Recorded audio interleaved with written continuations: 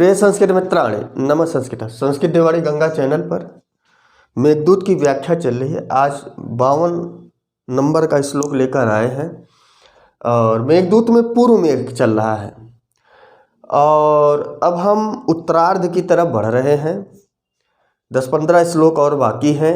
हाँ, यदि आप इस चैनल पर पहली बार आए हैं, चैनल को सब्सक्राइब कीजिए, लाइक कीजिए। यह हर वीडियो में इसलिए किया जाता है कि कुछ लोग देखकर चले जाते हैं, तो ऐसी स्थिति में आप सब्सक्राइब कीजिए ताकि यहाँ से जो भी वीडियो डाली जाए उसकी सूचना आपको मिल सके। और यह खासकर TGT, LT आदि कक्षाओं के लिए बहुत महत्वपूर्ण है। तो इसीलिए यह आपका मेघदूत पढ़ाया जा रहा है और मेघदूत में पूर्व मेघ पढ़ाया जा रहा है। और आपका समय न लेते हुए आइए हमारे साथ वाचन कीजिए। मंदाक्रांता छंद है, मंद और अक्रांत ध्वनि में इसको पढ़ा जाता है। तो आइए हमारे साथ गाइए कि ब्रह्मावर्त जन पद्मथ छाया गाहमान क्षेत्रं छत्र प्रधान पिशुनं क्षेत्रं छत्र प्रधान पिशुनं कौरवन्त भजेथा राजन्यानां सित सरसतै यत्र गाण्डीव धन्मा धारापातैस्तमिव कमला यज्ञवर्षन्मुखानि।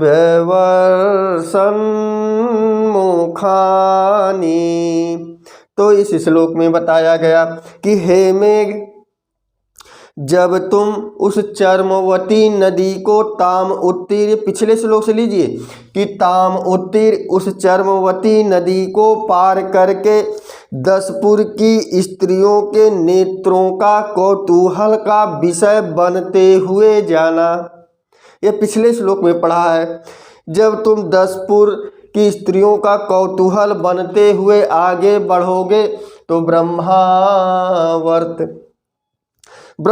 आवर्त अर्थात ब्रह्मावर्त जनपद पड़ेगा या ब्रह्मावर्त देश पड़ेगा। अब आप उस देश में प्रवेश करोगे तो अब वह देश कैसा है उसकी व्याख्या यहाँ पर की गई है। तो यहाँ पर बताया गया कि जो आप वहाँ पर जाओगे तो दिया गया है कि ब्रह्म आवर्त, यहाँ पर बिंदी लग जाएगी तो ब्रह्मावर्तम हो जाएगा कि ब्रह्मावर्तम जनपदम, आप ब्रह्मावर्त देश में पहुंचोगे। और यहाँ पर जनपदम अथ दिया है, म से अ निकलेगा तो अथ हो जाएगा। अथ माने इसके बाद, किसके बाद? उस चर्मवती नदी को पार करने के बाद। अथ दिया है माने तदंतर या अनंतर या प्रारंभ में अथ का प्रयोग किया जाता है। यहाँ अनंतर माने इसके बाद, किसके बाद? उस चर्मवती नदी को पार करने के बाद। अथ ब्रह्मावर्तम जनपदम अर्थात तुम ब्रह्मावर्त देश में पहुँचोगे। और जब तुम पहुँचोगे तो छाया गाहमान, तुम ब्रह्मावर्त देश में पहुँचोगे तो बस वहाँ पर केवल तुम्हें छाया करते हुए गाहमान चले जाना है। क्योंकि जो ब्रह्मावर्त क्षेत्र है यह सरस्वती और दृश्यवती नदी के मध्य का जो पठारी भाग होता है, जो मैदानी इलाका होता है, उसी क्षेत्र को ब्रह्मावर्त कहते हैं। और ब्रह्मावर्त पवित्र भूमि है। शास्त्रों में बताया गया है कि ब्रह्मावर्त क्षेत्र का या ब्रह्मावर्त क्षेत्र का उल्लंघन नहीं करना चाहिए, ऊपर से उसे लांघना नहीं चाहिए। इसीलिए कालिदास यक्ष के माध्यम से कहलवा रहे हैं कि हे मेघ, अथ इसके बाद तुम ब्रह्मावर्त जनपद में पहुँचोगे। और जब जनपद में पहुँचोगे तो केवल वहाँ छाया करते हुए गाहमान चले जाना। जो आपके बादलों की छाया होगी, बस केवल छाया करना, ब्रह्मावर्त क्षेत्र को लांघना नहीं, अर्थात उसके किनारे से निकल जाना। क्लियर हो गया कि अथ ब्रह्मावर्त जनपदम छायया गाहमान। तो गाहमान में शानच प्रत्यय लगा है, गाह शानच, तो गाहमान है बना है। कभी कभी पूछेगा गाहमान में कौन सा प्रत्यय लगा है, शानच प्रत्यय लगा है।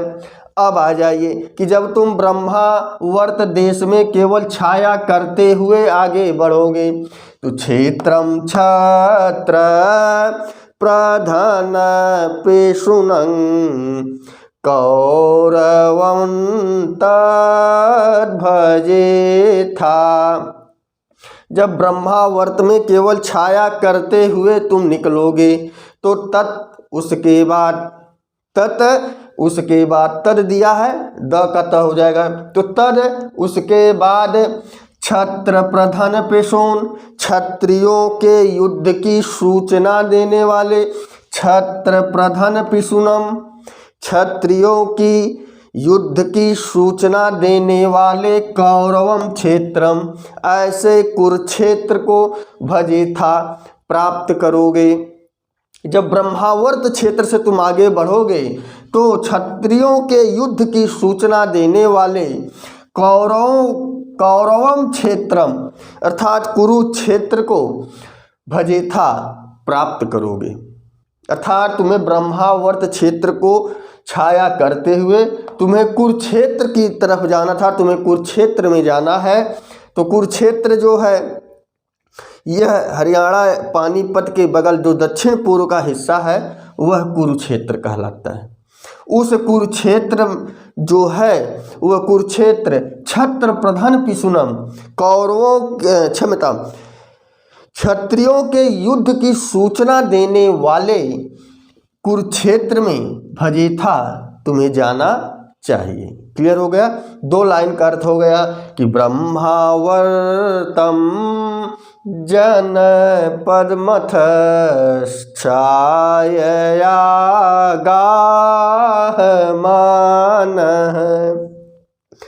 क्षेत्रम छत्र प्रधान पेशुनम कौरवम तद्भजे था।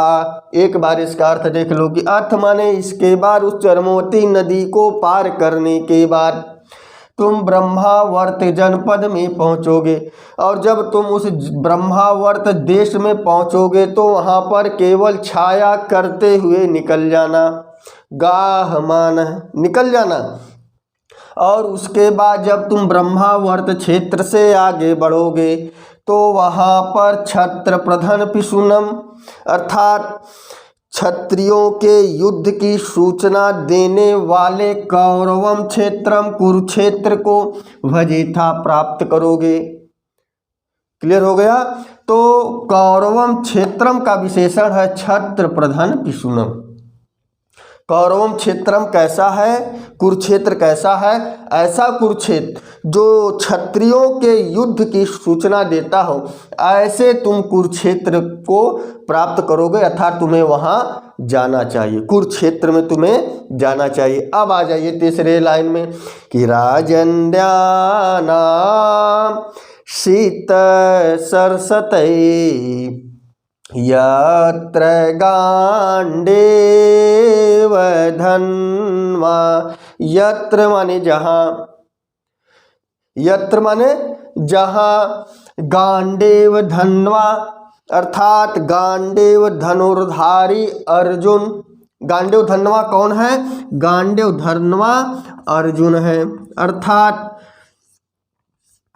तुम जो है यहाँ माने जहाँ गांडीव धन्वा अर्थात गांडीव धनुर्धारी अर्जुन सित सर सतई सैकड़ों तीक्ष्ण बाणों से, सैकड़ों, सतई माने सैकड़ों, सित माने तीक्ष्ण, सर माने बाण, सैकड़ों तीक्ष्ण बाणों से राजन्या नाम राजाओं के दिया है मुखानी मुख पर या मुख पर धारा पातई एक बार फिर से देख लो इसको। यत्र माने जहाँ, जब तुम कुरुक्षेत्र में पहुँचोगे, वह कुरुक्षेत्र क्यों क्षत्रियों के लिए जाना गया, अर्थात उस क्षेत्र की कहानी क्या है, उस कुरुक्षेत्र की कहानी क्या है, तो वही बता रहे हैं कि जहाँ गांडीवधारी अर्जुन सैकड़ों तीक्ष्ण बाणों से, सैकड़ों तीखे बाणों से राजन्या नाम राजाओं के मुखानी, मुख पर धारा पाते प्रहार किए। अर्थात वहाँ जो गांडीवधारी अर्जुन था वह सैकड़ों तीक्ष्ण बाणों से राजाओं पर, उनके मुख पर, राजाओं के मुख पर धारा पाते, बाणों की एक धारा बहा दी। ऐसा लगता था कोई राजा बचने वाला नहीं है। इतने बाण उन्होंने सैकड़ों तीक्ष्ण बरसाए कि सारे राजा वहाँ पर ध्वस्त हो गए। तो वही यहाँ की कहानी बताई जा रही है कि हे अर्जुन, क्षमता, हे मेघ, जहाँ वह कुरुक्षेत्र है वहाँ जो गांडीवधारी धनुर्धारी अर्जुन है वह सित सरसतई, अर्थात अपने तीक्ष्ण बाणों से, और तीक्ष्ण बाण कितने हैं, सतई, सैकड़ों तीक्ष्ण बाणों से राजन्या नाम राजाओं के मुखानी, मुख पर धारा पाते प्रहार किया। राजाओं के मुख पर अर्जुन ने सैकड़ों तीक्ष्ण बाणों से प्रहार किया। जैसे त्वम इव कमला, तो यहाँ पर हो जाएगा कि कमलानी, यहाँ पर संधि हो गई इसलिए यह आ गया कि कमलानी त्वमिव कमलानी त्वमिव अभ्यवर्षत। यहाँ न का त का न हो गया क्योंकि आगे मुंह जो है पंचमाक्षर आ रहा था, इसीलिए त का न आ गया तो वर्षत, अभ्यवर्षत हो जाएगा। तो कमलानि त्वमिव अभ्यवर्षत, हे मेघ, जैसे तुम कमलों के मुख पर या कमलों के ऊपर वर्षा करते हो या अपने वर्षा की बूंदें उस कमलों के मुख पर प्रहार करते हो, जैसे तुम्हारी वर्षा की बूंदें कमलों पर एक के बाद एक बूंदें गिरती हैं, उसी तरह वह गांडीवधारी अर्जुन राजाओं के मुख पर सित सर सतई सैकड़ों बाणों से धारा पाते प्रवाह, अर्थात इतना ज़्यादा बड़ा धनुर्धारी था कि सैकड़ों तीक्ष्ण बाणों से राजाओं के मुख पर वह प्रहार करता था। और इसमें उपमा अलंकार है क्योंकि उपमा दी गई, यहाँ पर बाण की उपमा वर्षा की बूंदों से दी गई, इसीलिए इसमें उपमा अलंकार है। एक बार हमारे साथ वाचन कीजिए कि ब्रह्मावर्तम जन पद्मथ छाया गाहमान क्षेत्रम छत्र प्रधान पेशुनं कौरवं तद्भजे था राजन्यानां सित सरसतै राजन्यानां सित सरसतै यत्र गांडीवधन्मा धारापातैस्त्वमिव कमला न्यभ्यवर्षन्मुखानि। हे मेघ, जैसे तुम कमल के मुख पर या कमल के ऊपर धारा पाते वर्षते हो या उनके ऊपर बारिश की बूंदें गिराते हो, एक के बाद एक बूंद गिरती है, उसी तरह वह गांडीवधारी धनुर्धारी अर्जुन राजन्यानाम राजाओं के ऊपर सित सरसतई सैकड़ों तीक्ष्ण बाणों से मुखान उन राजाओं के मुख पर धारा पाते, अर्थात बाणों का प्रहार करते हैं। जैसे तुम कमल के मुख पर या कमल जो फूल तालाबों में खिले हैं उनके ऊपर अपने बारिश की बूंदों से धारा प्रवाह करते हो, एक के बाद एक बूंदें गिरती हैं, उसी तरह वह धनुर्धारी अर्जुन भी राजाओं के मुख पर सैकड़ों तीक्ष्ण बाणों से उस राजाओं पर प्रहार करते हैं। क्लियर हो गया। ऊपर की लाइन में दिया कि अथ माने इसके बाद, अर्थात उस चरमती नदी को पार करने के बाद तुम ब्रह्मावर्त देश में पहुंचोगे। ब्रह्मावर्त देश पवित्र स्थान है, उसको लांघना हमारे शास्त्र में वर्जित है, इसीलिए तुम वहां पर केवल छाया करते हुए चले जाना।